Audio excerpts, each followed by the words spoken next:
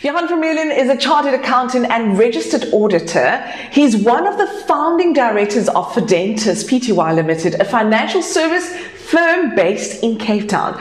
Now, with 18 years of professional experience, over a decade of which at senior management level, Johan is a seasoned tax, finance and business professional with expertise in serving both private and corporate clients.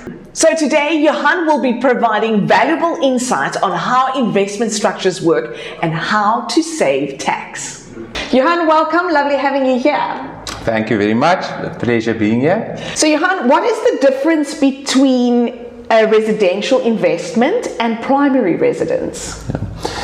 Rochelle, residential investment property is really land and property held for capital appreciation and to earn rental income, as opposed to one's primary residence, which is utilized for the domestic purposes on a day-to-day basis.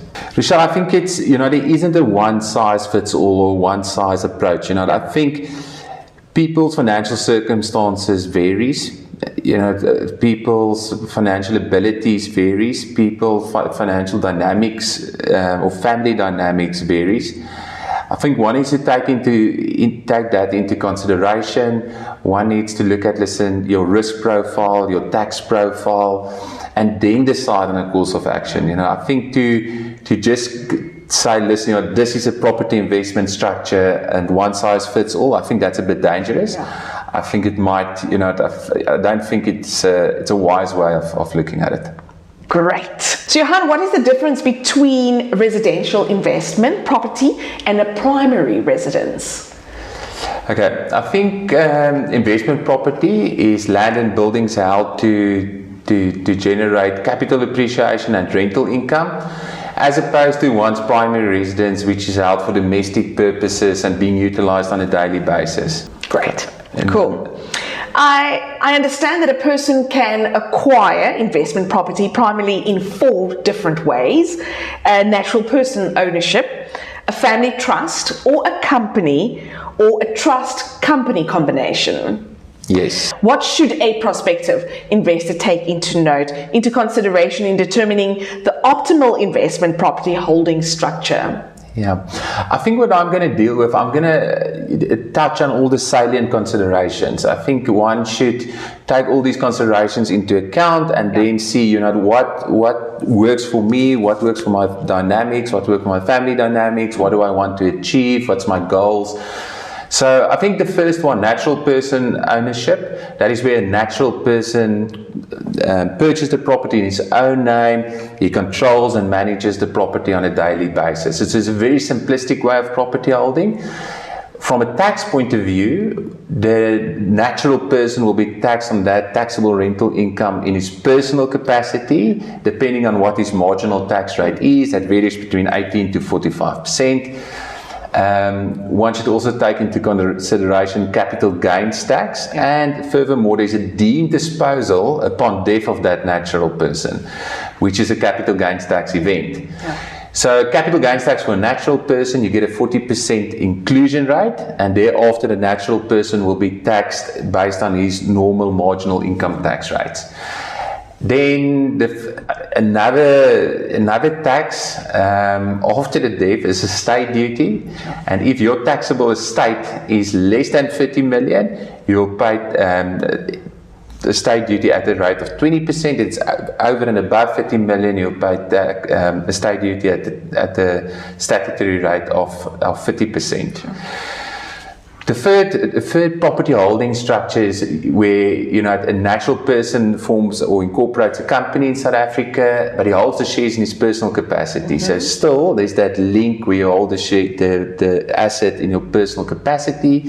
A company is effectively, it's a legal form, it's a legal entity. The shares are held by the natural person, but the company buys the property, the investment properties in the company's name.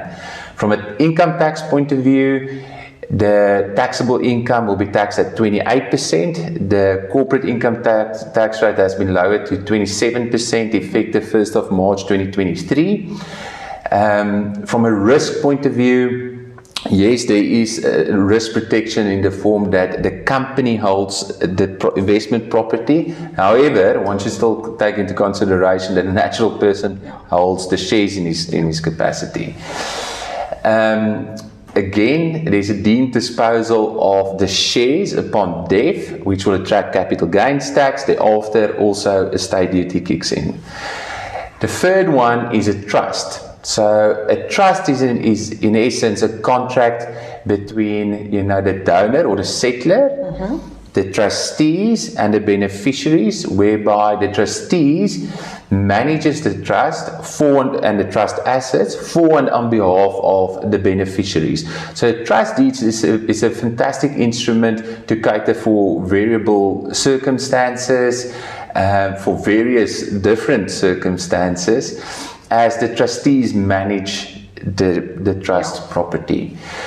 The nice thing about that is, from a risk point of view, the natural person, because the trust holds the investment property, there is no risk for the individual. Furthermore, from a estate duty point of view, the trust cannot die, so there's no estate duty. So it's a fantastic wealth preservation tool and carrying wealth forward from one generation to the next generation.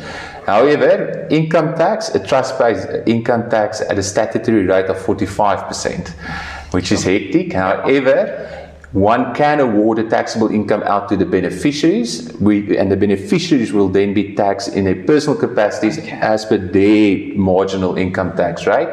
However, one should consider the anti-avoidance provisions contained in the Income Tax Act. Capital gains is also high. Trust pays capital gains at an effective rate of 36%, which is the 80% inclusion rate for capital gain, which is taxed at 45%. So the effective rate is 36%. Again, one can make use of the conduit principle by awarding the capital gains out to the beneficiaries, and the beneficiaries will be taxed in their personal capacities. I think the last thing I want to mention is Section 7C of the Income Tax Act that has been in the media quite often the last couple of months, and one should take consideration thereof. However, there is ways to breach that, but one should have a discussion to see how one treat that. The fourth ownership way, Rochelle, is really a trust company structure, and that brings together the benefits of a trust as well as a company. So it's effective, a South African company gets incorporated, the shares of which is held now not by a natural person, by a trust. And I think the most salient benefits is risk protection. The natural person doesn't hold the shares, he doesn't hold the asset. So those assets are protected from a risk perspective, being that an attack by creditors or sequestration or whatever the case may be. Furthermore, there's no deemed disposal upon death, as the natural person do not hold anything. Yeah. And furthermore, there's no estate duty, because again, the natural person do not hold any assets, neither the shares of the company. It seems as if tax plays an important role in determining the prospective investment returns. How is taxable income calculated, and what are the expenses that can be deducted from the rental income?